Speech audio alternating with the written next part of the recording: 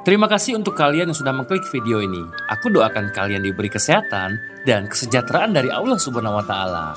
Sebuah film berjudul Jawan yang menceritakan seorang tentara pasukan khusus dari India, di mana dirinya mengalami lupa ingatan karena sebuah insiden. Seperti biasa, kalian akan ditemani host andalan kalian, Yaps, Burhan Blezinski. Sebelum masuk alur ceritanya, tonjok dulu tombol subscribe-nya dan like-nya. Cuko dapat cuko, pempek tengah dua. Payu diaturi alur ceritanya.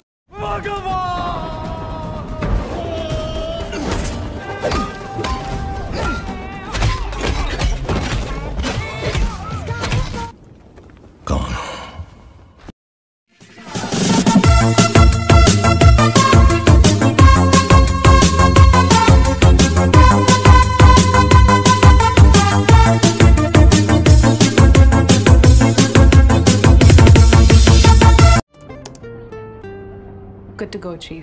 Di awal film kita diperlihatkan dengan sepasang ibu dan anak yang menemukan seorang pria yang hanyut di sebuah sungai dalam keadaan terluka parah. Lalu mereka membawa si pria ke desa untuk diobati dan dibungkus seperti mumi.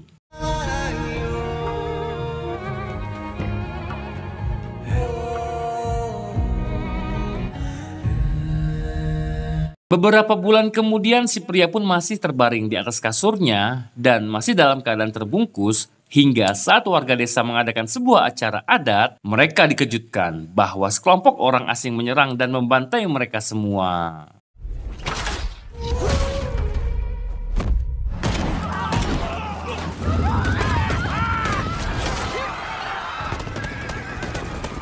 Sampai akhirnya saat si kepala desa mengucapkan beberapa bait doa pada sebuah patung dewa, tak diduga si pria itu mulai menggerakkan jarinya. Lalu yang terjadi...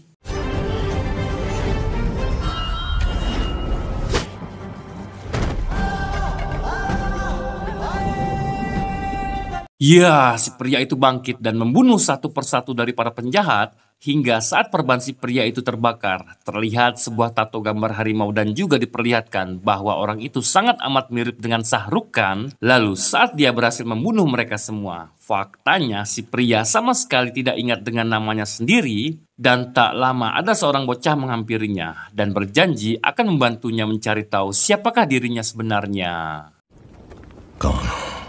पता लगाऊंगा तब बड़ा हो जाऊंगा कि आप कौन हो ये मेरा वादा है आपसे 30 tahun kemudian di sebuah kereta kita diperlihatkan sekelompok wanita yang tengah merencanakan sesuatu. Ada Kalki the Darling, Janvi the Composer, dan seorang hacker cantik bernama Helena. Di sini Helena tengah memanipulasi sebuah lampu merah di jalanan agar terjadi sebuah kecelakaan. Lalu ada seorang anak kecil bernama Alia yang tengah buru-buru ingin sekolah. Dan karena ada kecelakaan, dia pun terpaksa turun dan lanjut naik kereta cepat. क्या हुआ? लगता है आगे एक्सीडेंट हो गया है। घर में मेरा एग्जाम है metro Saat di loket, Alia dibantu oleh seorang wanita bernama Laksmi, di mana ternyata Laksmi adalah salah satu antek ketiga wanita tadi, dan ada lagi satu orang wanita bernama Iram yang juga anggota mereka. Tak hanya itu, mereka juga bersama satu ketua mereka yang tidak disebutkan namanya. Untuk sementara kita sebut saja Iwan. Iwan yang nampak sekarat dan mengenakan perban di wajahnya pun masuk. Lalu saat kereta memasuki sebuah terowongan, tiba-tiba...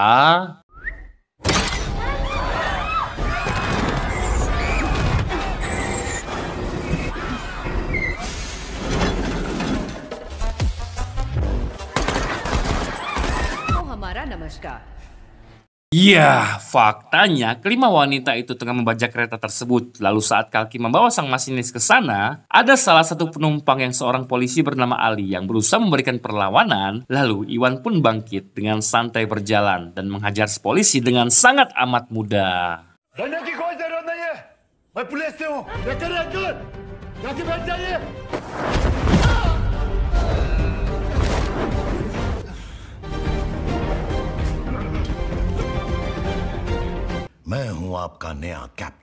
Tak cukup di situ, Iwan pun dengan perlahan berjalan, lalu membunuh salah satu penumpang di sana. Lalu dari HT-nya dia mengatakan bahwa dia ingin berbicara dengan seseorang yang memiliki jabatan yang cukup tinggi, dan apabila tidak, dia akan membunuh semua penumpang di sana. Lalu diutuslah seorang negosiator sekaligus seorang polwan cantik bernama Narmada. Seorang polwan yang dalam 10 tahun dan sudah 7 kali berhasil melepaskan kasus penyanderaan. Di sini Iwan meminta Narmada untuk menyanyikan sebuah lagu untuknya. Hingga saat Narmada selesai bernyanyi, Iwan mengatakan bahwa dia ingin diputarkan sebuah musik. Dan ketika musik itu selesai, dia ingin Menteri Pertanian harus sudah terhubung dengannya. अरे यार बात करो इसे, ये कोई गाना सुनने का टाइम है? सर गाना खत्म होने के पहले हमको कंट्रोल रूम पहुंचना है। Hingga tepat ketika Iwan akan menembak si masinis, si menteri pun sudah terhubung dengannya. Di sini Iwan justru menanyakan sebuah angka, yakni 10281. Si menteri yang mendengarnya pun justru marah-marah dan akan pergi dari sana. Iwan sambil menangis mengatakan bahwa selama si menteri bertugas, ada 10.281 orang petani yang bunuh diri akibat kesulitan ekonomi. Saat itu si menteri sama sekali tidak membantu mereka. Si menteri pun meminta keringanan untuk menanyakan sebuah pertanyaan yang lebih mudah untuknya. Iwan justru meminta sejumlah uang yang intinya jumlahnya 40 miliar rupiah lebih. Si menteri yang mendengarnya pun sedikit keberatan karena dia tidak memiliki uang sebanyak itu. Iwan mengatakan bahwa si menteri bisa meminta bantuan pada seorang pengusaha besar karena selama ini mereka selalu membantu pengusaha-pengusaha itu menjalani bisnis mereka. Dan 10 menit lagi, si menteri akan mendapat telepon dari seorang pengusaha besar bernama Kali yang merupakan ayah dari Alia. 40,000 करोड़ 13,594 लाख 40,000 करोड़ हम कैसे दे सकते हैं? जब आप बार बार बिजनेसमैन की नैया पार लगा सकते हैं देंगे सर। अपना फोन अपने पास रखिएगा, एक बहुत बड़े बिजनेसमैन का फोन आपको आएगा। Kali sendiri merupakan seorang pengusaha kejam yang akan menghalalkan segala cara agar semua keinginannya tercapai. Kali memiliki sebuah kebiasaan di mana dirinya akan minum sebuah pil penenang berwarna biru dan memberikan pil berwarna merah untuk membunuh musuhnya. Kali yang mengetahui bahwa putrinya tengah disandra pun dengan cepat mengutus ajudannya bernama Murad untuk mendatangi si menteri. Dan ketika mereka sepakat akan memberikan uang yang diminta Iwan, Iwan memberikan beberapa nomor rekening. Dan jika dalam 15 menit tidak dikirimkan, dia akan menghancurkan mal, sekolah, bahkan rumah sakit yang berjarak 3 km dari sana. और अगले 15 मिनट में पैसों की अगर confirm your time starts now. Sir, authorization. Transferring, sir.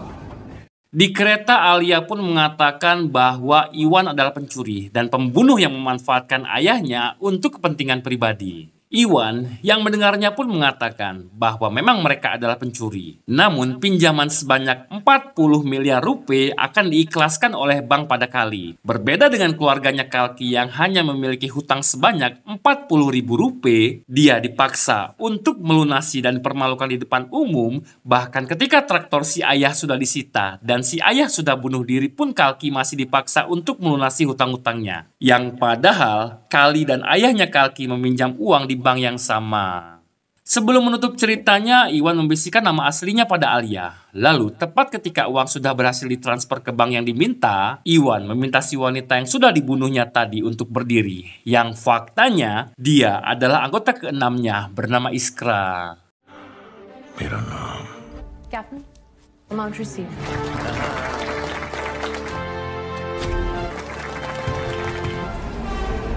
Selesai dengan itu, mereka pun membagikan uang pada seluruh penumpang. Dan secara bersamaan, di stasiun sudah dipenuhi oleh polisi yang sudah siap menangkap mereka semua. Hingga saat kereta sampai di stasiun, mereka dikejutkan bahwa seluruh penumpang yang keluar dari sana menggunakan perban di wajahnya seperti Iwan.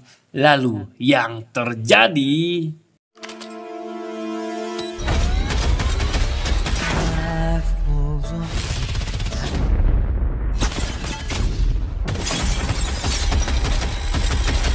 Seketika keadaan pun menjadi kacau yang tanpa mereka sadari bahwa Iwan dan anteknya sudah pergi dari sana. Hingga saat mereka di dalam kereta, mereka dikejutkan bahwa yang menembaki mereka dari tadi hanyalah sebuah manekin dan mereka mengendalikan gatlingannya dari jauh. Tak hanya itu, Narmada juga dikejutkan bahwa uang sebanyak 40 miliar tadi dibagikan ke 700 ribu rekening milik petani miskin di desa sehingga mereka semua tidak memiliki hutang. सारा पैसा टोटल 7 लाख लोगों के अकाउंट्स में डिस्ट्रीब्यूट किया गया है। किसी ने हमारा कर्जा चुकता कर दिया है।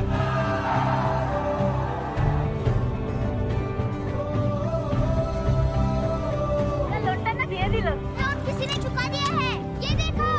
Selesai dengan itu, Iwan dan kawan-kawan pun melepas semua kostumnya di markas. Faktanya, keenam wanita tadi adalah penghuni penjara wanita di India. Dan siapakah Iwan? Nanti kita cari tahu. Di rumahnya, Kali pun meminta Narmada untuk segera menangkap Iwan dan para anteknya yang sudah merebut uang-uangnya. Dan ketika Narmada pergi dari sana, Alia datang dan mengatakan bahwa nama asli Iwan adalah Vikram Ratore. Kali yang mendengarnya pun nampak terkejut dan teringat dengan sebuah kejadian. Hijacker ने आपके लिए एक मैसेज भेजा है। विक्रम राठौड़। मेरा नाम विक्रम राठौड़ है। पापा,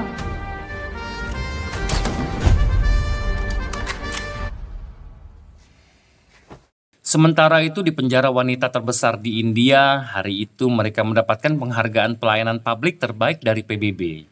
Banyak film dokumenter yang mengangkat kisah penjara itu, dan tidak sedikit pula napi yang setelah bebas dari sana, mereka justru menjadi orang yang lebih baik dari sebelumnya. Semua itu berkat peran satu orang pria yang merupakan kepala sipir di sana. Dia bernama Azad, atau yang sebelumnya aku sebut Iwan. Lah, kok bukannya tadi Alia bilang namanya Vikram Ratore? Kok ini Azad ya? Nanti ya, kita cari tahu satu-satu. Ya, seperti film-film India konvensional pada umumnya. Mereka merayakan pencapaian itu dengan bernyanyi dan menari di sana.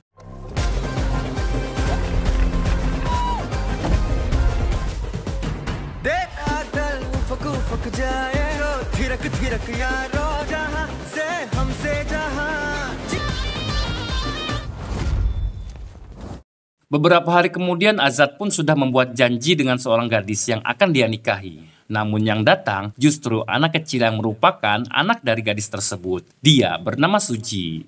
Di sini Suji mengatakan bahwa dia akan menentukan apakah Azad cocok atau tidak menjadi ayahnya. Karena Suji membutuhkan sosok ayah yang dapat menghajar gurunya yang kerap memarahinya ketika dia mendapat nilai jelek, bisa masang galon di dispenser, ngepel genteng, nguras septic tank, dan yang terpenting bisa push up dengan 2 jari. मुझे पापा चाहिए सर को टपली मारने के लिए। 2 उंगलियों पे पुशअप मारता हूँ। मार के दिखा। Done.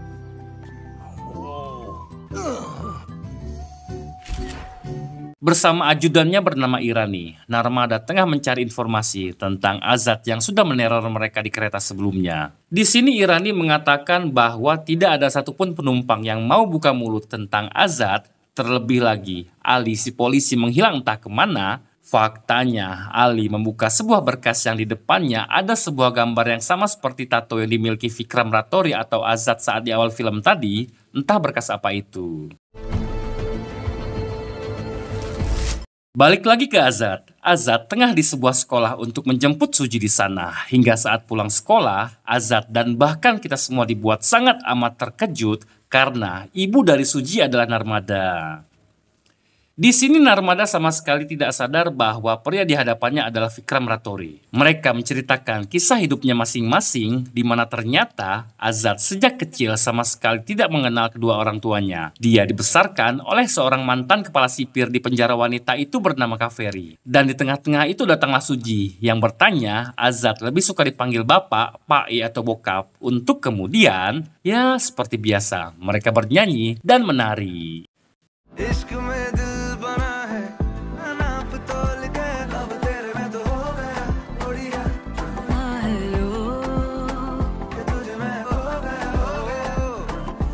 Di sebuah desa terpencil diperlihatkan seorang menteri kesehatan yang baru saja dilantik bernama Paijo tengah berorasi bahwa sejak dia menjadi menteri kesehatan, seluruh rumah sakit negeri atau milik pemerintah memiliki pelayanan yang sangat amat baik serta fasilitas yang memadai, bahkan ruang operasi yang lebih baik daripada rumah sakit swasta yang padahal semua rumah sakit pemerintah di sana nampak seperti kandang kambing.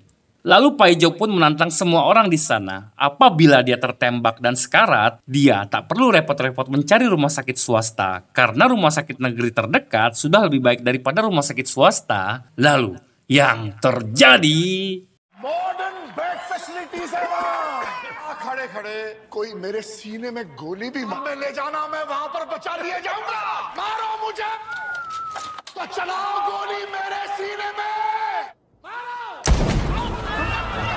Dengan cepat mereka pun membawa Paijo menuju rumah sakit menggunakan 3 ambulans sekaligus. Hingga saat mereka sampai di rumah sakit, faktanya Paijo dibawa oleh Azad dan kawan-kawan menuju sebuah rumah sakit yang keadaannya sangat amat kumuh. Sama seperti sebelumnya, Azad atau Vikram mempersiapkan semua perlengkapan lalu melakukan siaran langsung. Health minister का दिन दिहाड़े किडनैप और हमने किया है विक्रम Rathore. Di sini Azad bersama seorang dokter mengatakan bahwa kini Pak Menteri yang terhormat tengah kritis dan dirawat di rumah sakit milik pemerintah. Dan apakah rumah sakit ini dapat menyelamatkan Pak Menteri? Si dokter pun menjawab bahwa mereka semua sama sekali tidak memiliki alat untuk menyembuhkan Paijo, bahkan untuk kapas pun mereka tidak memilikinya. Narmada selaku negosiator pun langsung menanyakan berapa jumlah tebusan yang diminta oleh Azad. Azad hanya meminta sebuah pengakuan atas kebohongan yang ditutupi selama ini dari mantan Menteri Kesehatan sebelumnya bernama George, yang dulunya juga menjabat sebagai direktur di rumah sakit kumuh itu. Yang ternyata Paijo adalah kakak iparnya Kali, di mana di sini Kali memaksa George untuk menuruti apa yang diinginkan oleh Azad agar Paijo dapat segera diselamatkan, dan apabila tidak, Kali akan membunuh George. Oh, mera jija. Okay sir. Dulu 3 tahun yang lalu saat George masih menjabat sebagai direktur di rumah sakit kumuh tadi, ada 40 orang anak menderita radang otak dirawat di sana. Pada saat itu mereka kekurangan stok tabung oksigen untuk para anak-anak itu, dan Iram sebagai kepala dokter di sana memohon pada George agar segera dikirim tabung oksigen ke sana. Namun di sini justru George meminta Iram untuk beralasan pada para pasien bahwa tabung oksigen masih dalam perjalanan, yang padahal seluruh dana untuk tabung oksigen itu sudah dikorupsi oleh George dan Paijo untuk kepentingannya sendiri. Formalities पूरी होगी, सिलेंडर्स पहुंच जाएंगे। Emergency situation है सर, 50 से ज्यादा बच्चों की जिंदगी। फॉर्मेलिटीज इन्वॉल्व होती है इन सारे मैटर्स में, जितना ऊपर जाना है उतना। Pada momen ini, Iram selaku kepala dokter di rumah sakit itu berinisiatif meminta para pasien untuk menggunakan alat bantu nafas manual terlebih dahulu, sementara dia mencari tabung oksigen ke pabrik. Bahkan saat di pabrik, Iram rela memohon, bersujud pada si pemilik pabrik, meminta diberi bantuan tabung oksigen. Namun ironisnya, meski Iram dapat membawakan mereka tabung oksigen, semua itu terlambat karena ke-40 anak itu sudah meninggal dunia.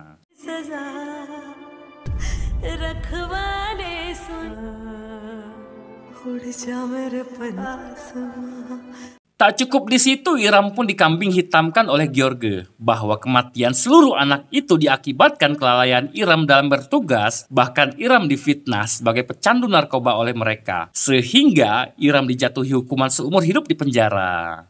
Seketika seluruh orang yang mendengar pengakuan George pun langsung menangis. Bahkan si ajudan bersedia membunuh Paijo dengan tangannya sendiri. मौत का असली जिम्मेदार सच बात तो यह है कि उन सब और हॉस्पिटल मैनेजमेंट दबाओ, जब साले का दम ना निकल जाए। रखे लो, इसके मुंह पे रखो। निकालूंगा। Amit. Di sini Azad mengatakan bahwa ini hanya sebagian kecil penipuan yang dilakukan oleh mereka. Namun berbeda di bidang medis, penipuan itu berubah menjadi pembunuhan. Azad atau Vikram Rathore meminta mereka untuk segera mengirim dan melengkapi seluruh fasilitas di 250 rumah sakit milik pemerintah dalam waktu 5 jam. Dan apabila dalam waktu 5 jam tidak selesai, Paijo akan langsung mereka bunuh. इनमें से कोई भी चीज छूटनी नहीं चाहिए। ये सारी चीजें इन अस्पतालों में मुहैया हो जानी चाहिए। Tick tock. दुकान पर सिर्फ एक ही नाम है हमारे हर नागरिक की जुबान, विक्रम राठौर। बदलाव का इंतजार कर रहे हैं। हाल हेल्थ सिस्टम में Benar saja, hanya dalam waktu 5 jam saja, 250 rumah sakit milik pemerintah di seluruh India sudah dibenahi dan dilengkapi seluruh fasilitasnya, yang padahal sebelumnya Menteri Kesehatan memerlukan waktu 10 bahkan 20 tahun untuk memenuhi fasilitas yang rumah sakit perlukan. We are witnessing that 5 hours are enough. 10 to 20 years. What usually takes. Selesai dengan itu, Azad dan kawan-kawan pun dengan cepat pergi dari sana menggunakan helikopter. Namun saat di luar, tiba-tiba Narmada datang bersama para pasukannya.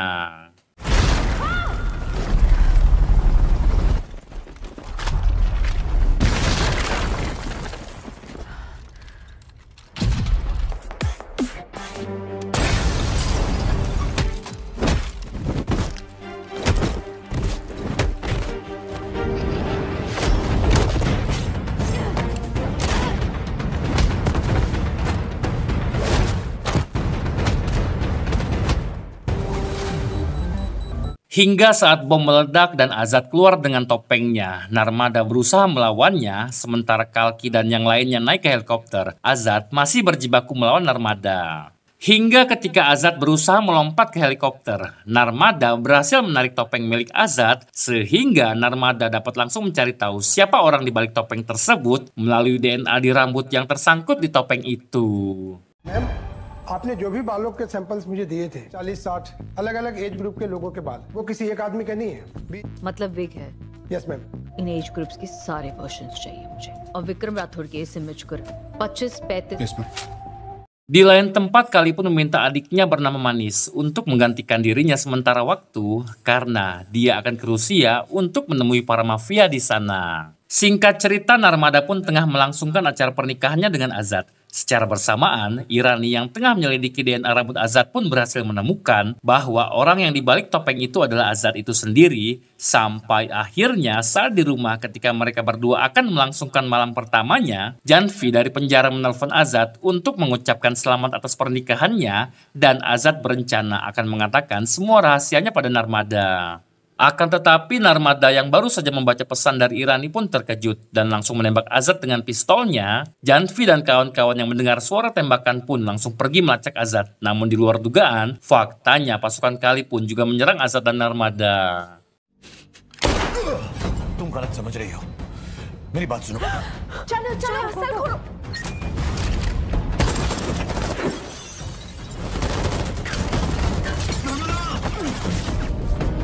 Helena location का पता चला? On it. Di sebuah gudang, Azad dan Narmada pun dihajar oleh bawahannya Manis. Secara bersamaan, pasukan wanita Azad pun sudah sampai di sana dan sudah siap menembaknya.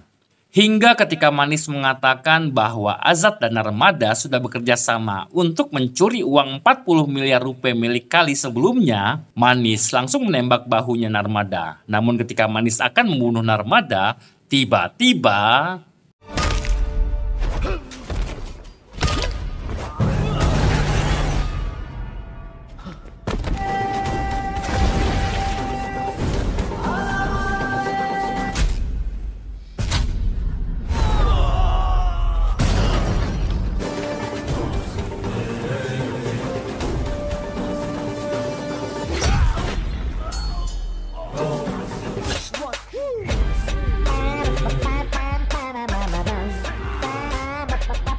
Loh, kok ada dua Azad? Sementara ini kita ikutin dulu aja ceritanya. Nanti kita cari tahu. Dengan santai orang itu pun memasang headsetnya di kupingnya, lalu membantai satu persatu bawahannya Manis dengan sangat amat mudah, lalu membawa Azad dari sana.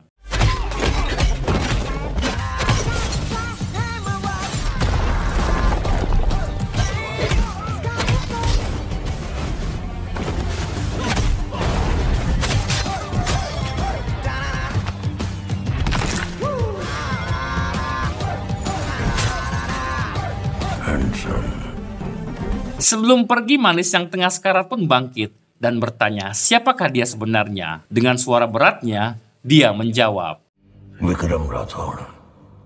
Rathod. Naam to suna hoga. Kali sendiri tengah berada di Rusia, di mana ternyata Kali berencana akan membangun sebuah pabrik senjata yang sangat amat besar di India dan mencari investor yang bersedia mendanainya. Masalahnya, mereka belum tentu mendapatkan izin dari pemerintah setempat untuk membangun pabrik tersebut. Untuk itu mereka berencana akan menjadikan salah satu orang dalamnya sebagai menteri di pemilu yang akan diselenggarakan sebentar lagi. Dan tentunya Kali akan mengatur pemilu tersebut. I'll give. And I need support for 80%. Rest of the 80%. Pria itu pun meminta bahwa Kali jangan sampai mengecewakannya karena uang yang digunakannya adalah uang para mafia di Rusia. Namun percakapan pun terhenti tatkala Kali mendapat telepon bahwa adiknya Manis sudah tewas dibunuh oleh Vikram Rathod. पर भाई था मेरा लगा देते कहाँ होगा वो